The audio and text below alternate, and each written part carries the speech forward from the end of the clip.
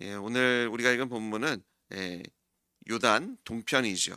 르우벤, 갓 그리고 문하세 중에 반이 거주하는 그런 지역을 정복한 그것을 설명해 주고 있는 것을 보게 됩니다. 사실 여러 지역이 나오지만 저에게 그렇게 썩 익숙한 지명 이름은 아닙니다. 그래서 지도를 보시면 사해가 있고요. 그 사해와 갈릴리 바다를 잇는 요단 강이 있죠. 그래서 동쪽 편에 어, 이제 르벤 그리고 갓 그리고 므낫세 반지파가 남쪽부터 북쪽까지 쭉 이렇게 그 땅을 차지하게 된 것을 보게 됩니다. 이것은 모세와 함께 가나안을 요단강을 건너기 전에 정복한 땅들인 것을 바라보게 됩니다. 어, 오늘 우리가 읽은 본문에서 계속 반복되어지는 단어가 있는데요. 기업이라는 단어입니다. 하나님께서는 이 가나안 땅을 이스라엘에게 기업으로 주셨다라고 말씀하십니다.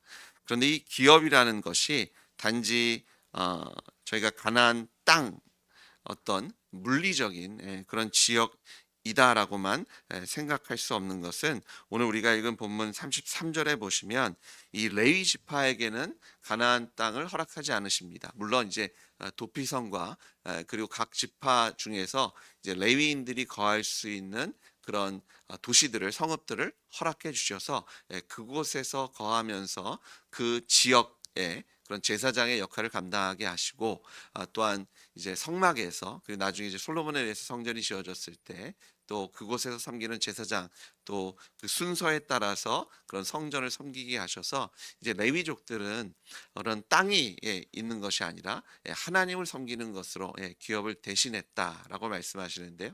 하나님께서 레위족의 기업이 되셨다라고 선포되고 있는 것을 보게 됩니다. 그래서 이 기업이라는 것이 단순히 땅의 개념이 아니라 우리가 제대로 조금 더 생각을 평창해 보면 하나님의 주권이며 하나님의 나라이며 또 하나님의 통치를 의미하고 있는 것을 우리가 바라보게 됩니다. 그래서 이 가나안 땅이라는 것도요. 이것이 하나님의 나라 그리고 이스라엘 백성이 하나님의 자녀가 되어서 하나님의 주권 안에서 하나님께서 공급하시는 힘과 또 하나님께서 인도하시는 대로 그들이 순종하며 또 하나님의 기쁨이 되는 하나님의 뜻을 이루어 드리는 그래서 하나님께서 이스라엘 백성을 제사장 나라로 부르셔서 단지 이 적과 꿀이 흐르는 이 가나안 지역에서 잘 먹고 잘 사는 것이 아니라 사실은 이제 해안가 길을 쭉 따라가면 이것을 왕의 길이라고 불러서 아주 이 시대의 가장 중요한 무역의 통로입니다. 그래서 이 가나안 지역 요 땅이 상당히 애굽이나 그리고 그 북쪽에 있는 나라들을 연결해 주는 그런 길목이었고요. 그리고 위치적도 하나님께서 젖과 꿀이 흐른다라고 말씀하신 정도로 참 좋은 땅이요. 좋은 땅이죠. 그래서 정치적으로, 군사적으로, 경제적으로 하나님께서 좋은 기업, 이게 하나님께서 잘 먹고 잘 살라고 주신 우리만의 영토구나라고 생각할 수도 있지만 그것은 아주 협소적으로 가장 작게 보는 기업의 개념이고요. 이 기업이라고 하셨을 때 이것을 저희가 그 단어를 해석하는 것 안에서 등장하는 같이 사용되는 게 뭐냐면 유산이란 단어입니다. 그래서 이것은 이 하나님 하늘 아버지께서 자녀들에게 주신 하나님의 유산, 하나님의 통치, 하나님의 주권, 하나님의 나라, 우리가 하나님의 가족이 되었음을 선포하시는 것이 이 기업이란 개념이고요. 그리고 저희가 이제 기업이란 단어를 통해서 또 생각할 수 있는 단어가 뭐냐면 이 기업 물을 자, 구약에 등장하는 기업 물으는 개념이 있죠. 그래서 이 가족들 중에 이런 하나님께서 허락하신 그 기업을 잃어버리게 되었을 때 그런 경제적으로 이런 상황 속에서 그러면 가장 가까운 친족이 그 기업을 물어줄 수 있었죠. 대신 그 빚을 갚아주고 그러면 내가 값을 치렀기 때문에 이것이 내 것이 되는 것이 아니라 다시 그 형제의 그런 가문을 세워주는 그런 역할을 하는 것이 기업을 물으는 제도인데요. 예수님께서는 우리의 기업을 물은 우리를 다시 회복시켜 주시는 우리를 하나님의 자녀로 하나님의 유산을 상속받을 수 있는 하나님의 자녀로 우리를 삼아주기 위해서 이 땅에 오셨고 죽으시고 부활하신 줄 믿습니다. 그래서 이 기업이란 개념은 단순히 땅에 대한 개념이 아닙니다. 재산에 대한 개념이 아니라 하나님의 주권과 하나님의 통치고요. 또한 하나님의 가족에 대한 이야기를 하고 계신 것을 우리가 바라보게 됩니다. 근데 하나님께서 이스라엘 백성에게 이 기업을 주셨다라고 말씀하고 있는 겁니다. 그러면 주셨으면 우리가 어떻게 해야 돼요? 이것을 받아야 합니다.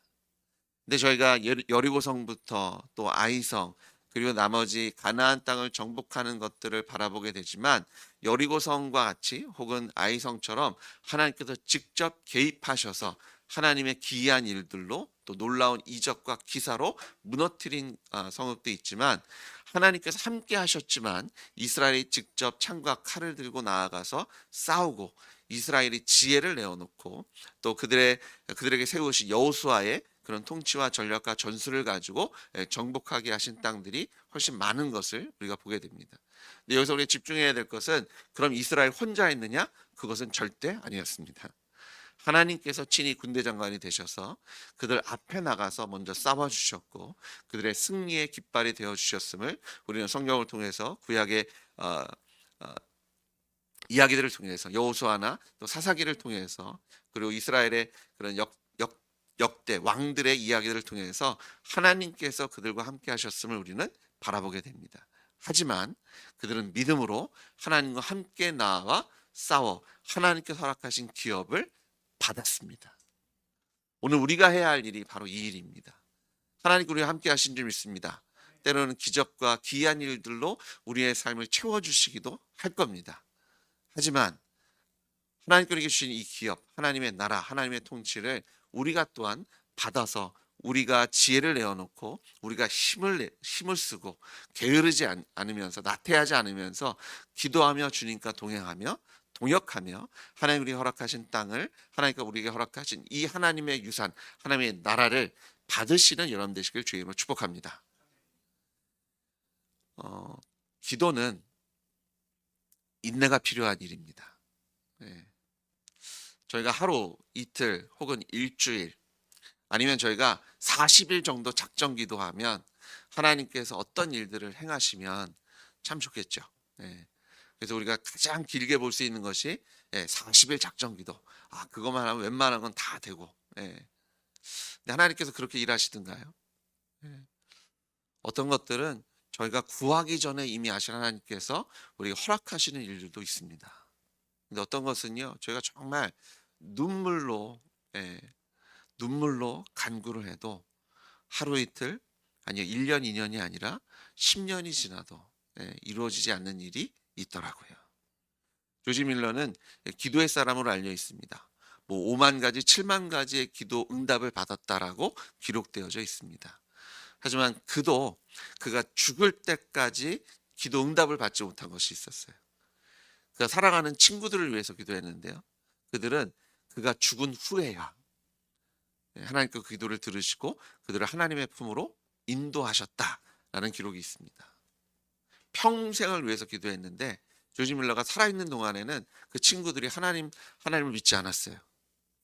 그러면 그 기도가 쓸데없는 거였습니까? 아니더라고요. 조지 밀러는 하나님 품에 안겼지만 하나님께서는 그 기도를 들으시고 기억하시고 하나님의 때에 조지 밀러의 기도를 들으셔서 그들을 구원하셨다라는 그런 놀라운 일들을 우리가 듣게 됩니다. 저희가 들었던 짐 엘리엇 선교사님의 이야기도요. 짐 엘리엇 선교사님 선교사님 일행들은요. 그들이 한 거라고는 비행기에서 선물을 몇 번 떨어뜨렸고요. 그리고 몇 시간 그들이 죽어나가는 그때 어쩌면 예수님의 십자가 부활의 복음을 선포했을지 모르겠습니다. 예수님은 당신들을 사랑하십니다. 우리가 지금 여기서 죽을지언정 그래도 예수님은 당신을 사랑하십니다. 근데 그것조차도 어쩌면 그들은 이해할 수 없었을 겁니다. 언어를 얼마나 연구하고 들어가셨는지 모르겠지만 언어를 하셨을 수도 있고요. 아니면 영어로 외치셨을 수도 있고요. 그럼 그 죽음이 아무 쓸데없는 거였나요? 아니잖아요. 하나님께서 그 순교자의 피를 통해서 그 땅을 변화시켜 주시고 그 선교사님을 죽이는 데 앞장섰던 자들이 마치 사도 바울처럼 그들을 변화시키셔서 목회자를 세우시고 교회를 세우시고 하나님 그 땅을 변화시켜 주신 놀라운 일들이 일어난 줄 믿습니다. 저희가 기도하시는데 지치지 마십시오. 하나님의 기업은요, 하나님께 이미 우리에게 주셨습니다. 믿음으로 인내하시면서 끝까지 기도하실 때 하나님께서 우리에게 허락하신 그 기업을 받으시는, 그리고 누리시는 여러분 되시길 주의 이름으로 축복합니다. 또한 이 기업은 하나님께서 단지 물리적인 개념이 아니라 하나님께서 친히 우리의 기업이 되어주시는 것을 믿으시는 여러분 되시길 주의 이름으로 축복합니다. 그렇기 때문에 우리가 인내하며 끝까지 기도할 수 있는 겁니다.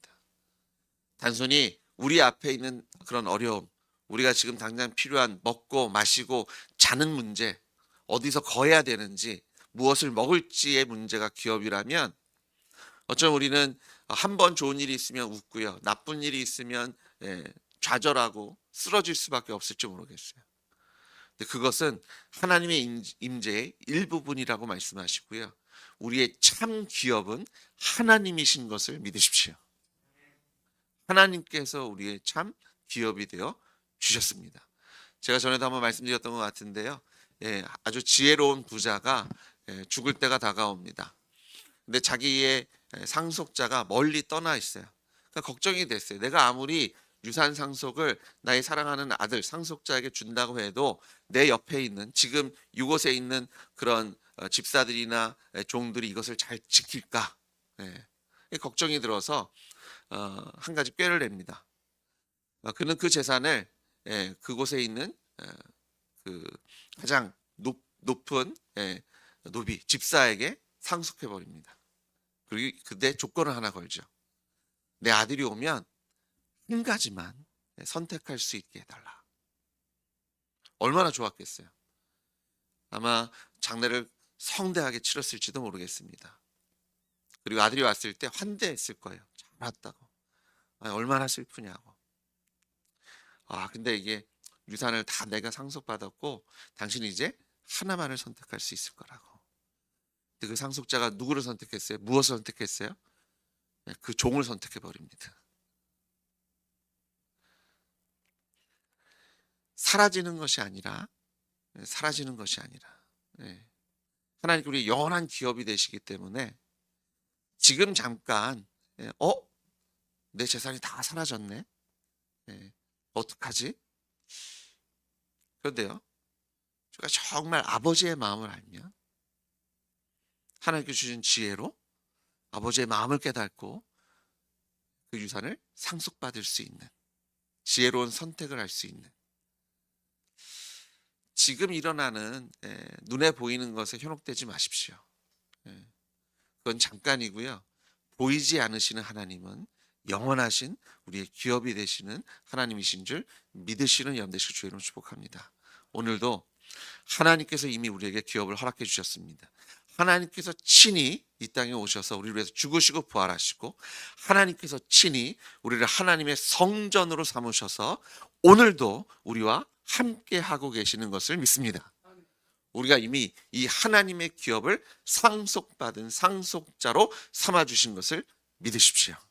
눈에 보이는 것이 아니라 보이지 않는 하나님이시지만 우리가 이 기업을 이미 상속받았기 때문에 믿음으로 기도하실 때, 인내함으로 기도하실 때 하나님께서는 우리의 구름 기둥과 불 기둥이 되어주시며 우리의 만나 메추라기가 되어주시고 반석에서 샘솟는 생수가 되어주셔서 우리 여호와 니시의 하나님을, 여호와의 그 승리를 찬양케 하시고 에베네셀, 여기까지 우리를 도우셨습니다. 여호와 이레, 하나님께서 미리 예비하신 것을 누리시는 여러분 되시기를 주의 이름으로 축복합니다. 같이 기도하시겠습니다. 하나님, 우리의 기업이 되어주셔서 감사합니다. 우리에게 기업을 주셔서 감사합니다. 단지 눈에 보이는 것이 아니라 보이지 않지만 영원한 하나님의 나라와 하나님의 통치와 하나님의 주권과 무엇보다도 하나님 자신을 우리에게 주셔서 우리의 피 흘려 죽으시고 부활하셔서 우리를 지금까지 영원까지 통치하시고 주관하시며 사랑하시는 그 예수님의 사랑에 다시 한번 굴복하며 손을 들어 찬양하고 하나님의 주권을 인정하며 우리를 하나님의 자녀 삼아 주신 그 놀라운 하나님의 축복에 하나님을 찬양하오니 오늘도 우리를 통치하시고 다스리시며 오늘도 우리의 기도를 들으시고 응답하시고 우리의 삶 속에서 하나님의 영광을 누리게 하여 주실 줄 믿습니다. 예수님의 이름으로 기도드렸습니다. 아멘.